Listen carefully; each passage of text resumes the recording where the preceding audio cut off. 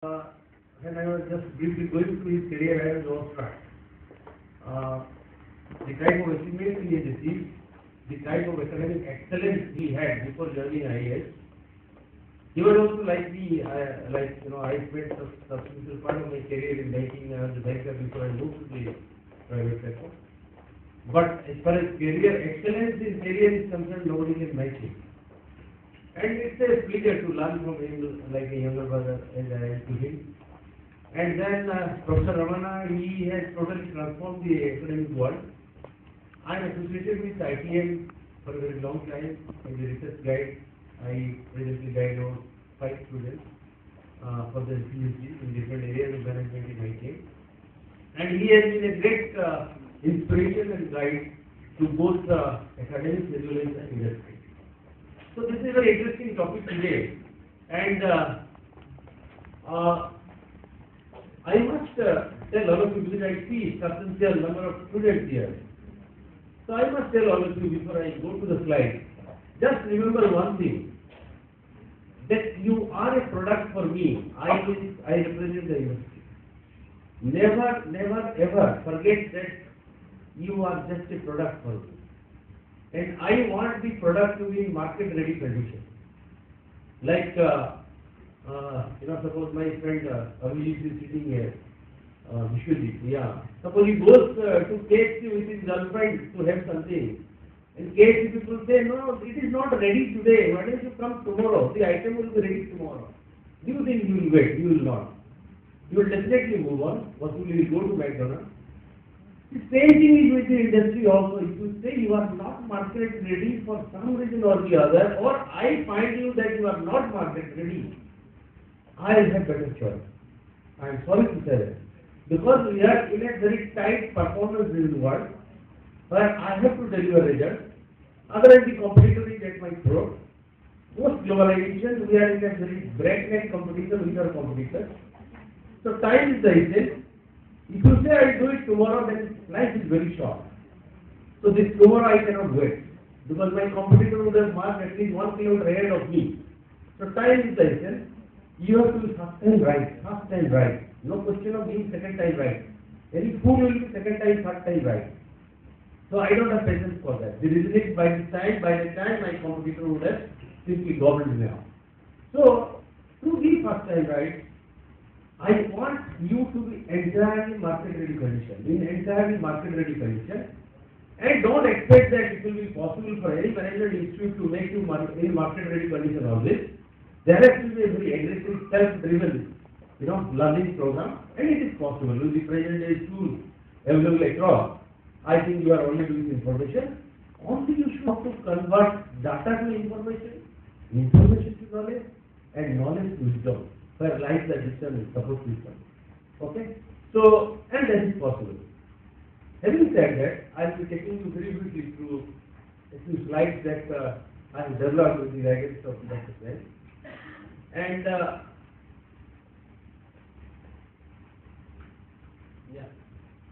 I told you, post-globalization, there is intense competition. This is a contemporary industry scenario. I may not explain to you what is the intensity of competition now. We are such a huge market that we are seeing whether people like us or not, but they cannot ignore India because we are such a huge market. Forget about the value system we represent. We are not talking about those esoteric things. We are talking about the dictates of the market. Whether you like it or not, nobody can ignore markets like China and India. And in that situation, we have become a global village.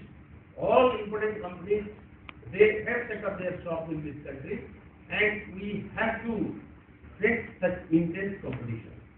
Now, what happens when you are in competition? Two things become very important. That's the second point. Continual search for cutting edge. As long as you are like pre-globalization, the market was insulated.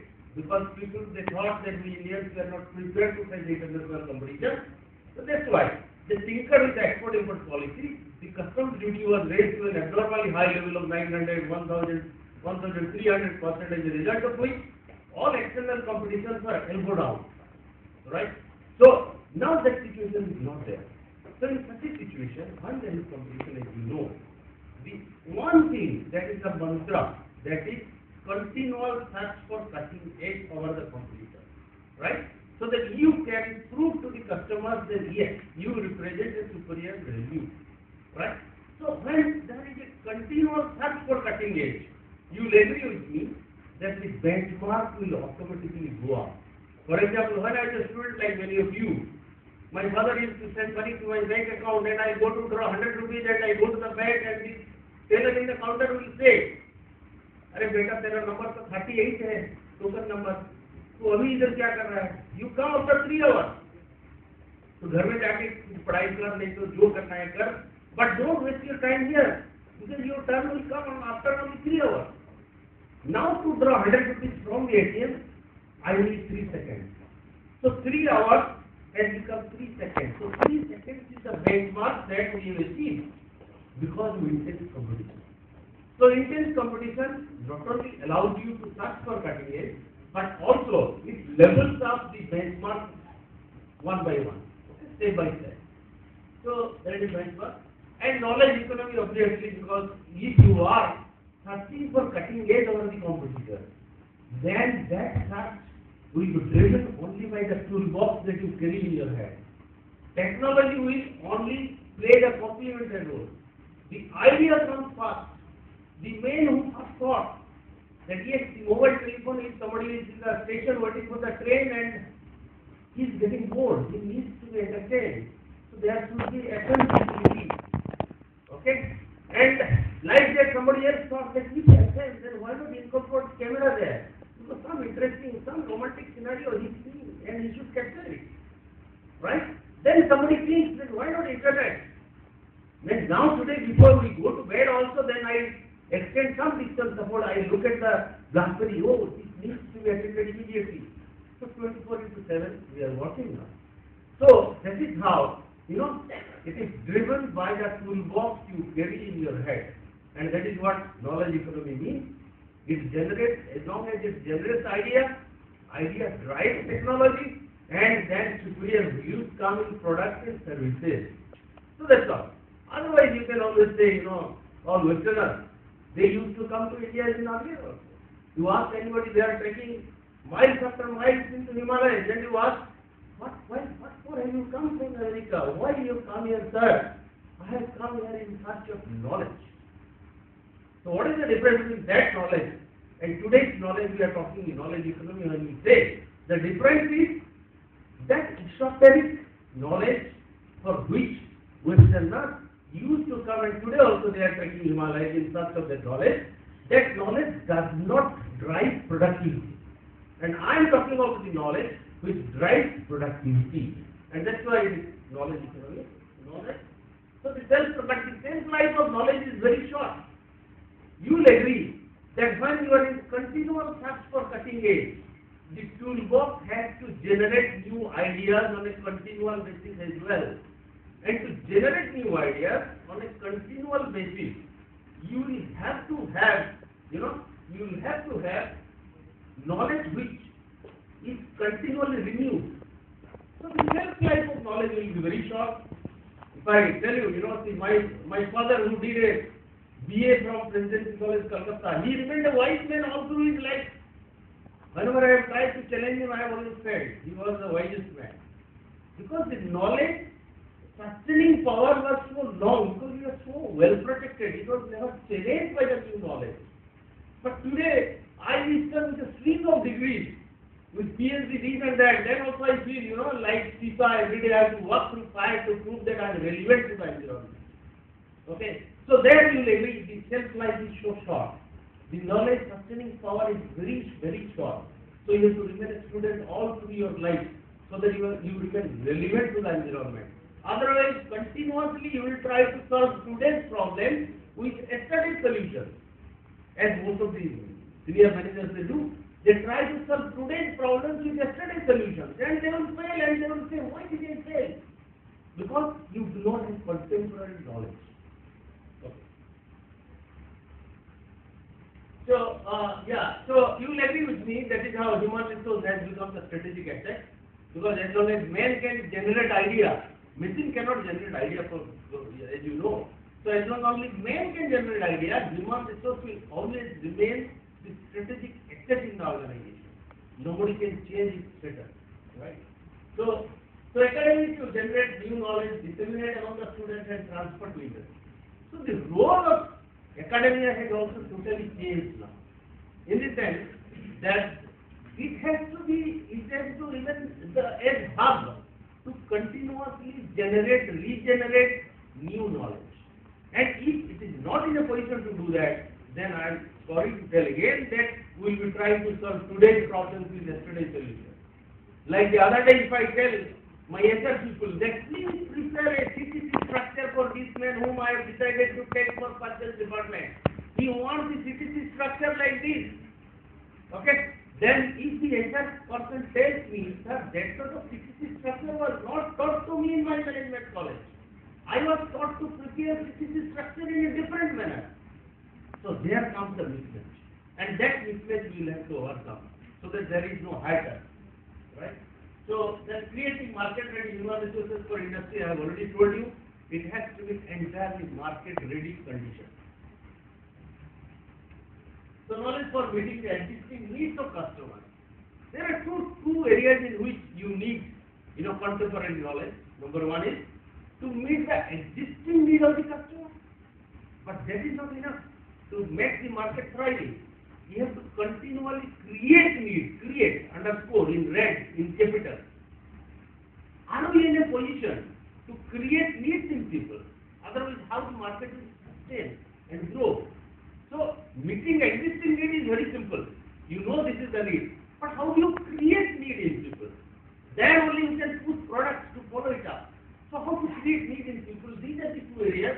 You will have to continuously come out with innovation and creativity to ensure that you create a new need which does not exist in you. Okay? Right. So a key strong industry-related faculty improvement program. So this is very important because when I was also a teacher at the university, I have seen, the faculty improvement program is totally theoretical. But when I talk of industry-related needs, the faculty improvement program has to be totally driven by the industry requirement. Then only it is possible to update and upgrade the knowledge and skills among the faculty. Otherwise, it will be highly theoretical and armchair knowledge that is not going to serve my purpose, and there will be always a mismatch, what I require and what I get. So then, steps to strengthen academia industry interface for creating superior values for addressing global competition rate. So, number one is innovation laboratory for developing value-added models for industry. Okay? Innovation laboratory. See, many of the management institutes, we have it here. And let me tell you, recently when I was visiting my son in US, I had the opportunity of being associated with a few management institutes there. They took a lot of pride in getting me around to the innovation laboratory. Then I found that at the first stage, they are creating chaos. Second stage, brainstorming among the managers. Out of the chaos to find out the thread. And third, they develop scenarios. And fourth, they ask industry to pick up which scenario suits them. And then industry picks it up. And whatever new value is created, it is plowed back to the management institute for having generated this. This is the model I found they follow. They ask me to say, what you do? I immediately said that in my country I don't have to create chaos. Because most of the Indians, we are born into chaos. Because many times the systems don't work. And we have our own innovative use how to come out of it. Like if the train is not moving in the train, I am not looking for a mechanic, I am not looking for an electrical engineer to set it right. I am looking for a comb, I am looking for a fan, and I set it right. Okay? So we have our own brand of innovation, which is very unique in this world. We don't have to fall back on your model, we have our own model, and that model is quite superior and supreme. Okay? So, but nevertheless, innovation plays a very important role, as I said. Otherwise, you continually cannot create new knowledge. Then campus consulting program. I do not know how many management institutes they do it, but if they do it, we should be very happy. Like we spend crores, we spending money for the consultant, and what the consultants most of the time they do, They come and ask our people, they take the idea, they replicate it, they sell it, and they take growth. So what I would be very interested in, let the management institute, the students, who are the best people to generate new ideas and new innovation. So they should come and ask industry, what are the areas you have your problems, what are the areas in which you want superior value addition? And those are the areas in which let them develop models for us. And maybe one or two will pick up. Yeah, that is the campus consulting program. The intensive case study, that is one area in which, because in our country only we take mostly management students without any experience in the industry. But abroad, minimum 3 years experience they see, which I find is very relevant also. Because when you teach somebody who has not seen an industry yet, who has no experience, first-hand experience, then he has to be subjected to intensive case studies. So the case study should be like one case study every week. Okay? Then only you will get the feel as to how the industry works, because he has never worked in the industry. So that is one. Then of course summer internship, there I think our Indian management institutes are very aggressive. Summer internship program, it is very successful also, I would say. And we in the industry, we take a lot of advantage out of that also. Right?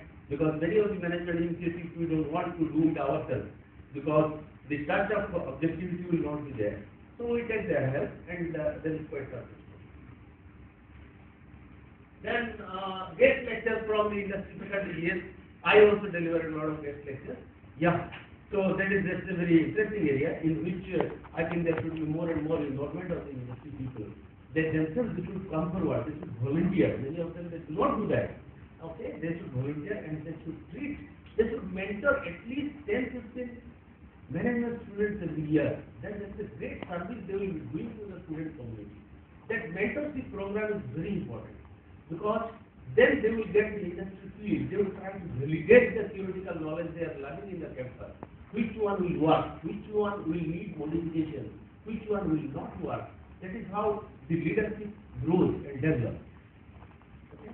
So then deputing faculty to work in industry during lean period. This would be great. This would be great. I came to know that many of the countries abroad, many of the management institutes abroad, they successfully implemented it. Okay? They put their faculties to work in the industry during the lean period. Yes. Then actually the interface becomes very strong. Yeah. Then students industry visit, yeah, this is done very successfully in India also, so nothing great about it. So then of course seminars and workshops in collaboration with industry to stimulate multilateral thinking. This is very important. Because only when you try to ransack the toolbox, as I said, then only multilateral thinking comes. Otherwise, the greatest disadvantage of education is it structures your mind and brain to look for solutions only in a particular line. Only when you ask this question, tell me 10 uses of this pen, then only you sit down and think. Otherwise, this pen is meant only to write, but it can be used in 10 different other ways. Similarly, every industry problem has at least 5 or 6 different solutions. We do not think about it because our education teaches us. It structures my thinking, my mindset to move in a particular line. If somebody is moving in that line, he is right. The other person is wrong, but there is no difference between right and wrong. This is the most important discovery in management. There is no difference between right and wrong. Everything is right. Only your leadership style takes a particular course to be successful. Right? So then of course industry-related projects in research, this is an area in which we are quite active also. A lot of research activities are taking place, and as I said, I am also very closely associated with the research activities in ITM, in which area ITM has taken a lot of forward march. Right. Then finally, key role for industry managers is designing curriculum. Yes, this is one area where I have always, because being associated with a good number of management institutes, I always find this is an area which needs to be very deeply debated, and in any board of studies or the curriculum that is prepared by the university, there must be 2-3 industry representatives in that, because they will only give them what they require. You are ultimately prepare a product for me, and you are not asking me what I want. It is like asking me to eat this when I don't want to eat that. Every day my requirements are changing. So in the curriculum, I should have a say. What should be taught actually? Otherwise, always there will be a problem, like trying to solve today's problem with yesterday's solutions in it. Yeah. Thank you very much. Thank you.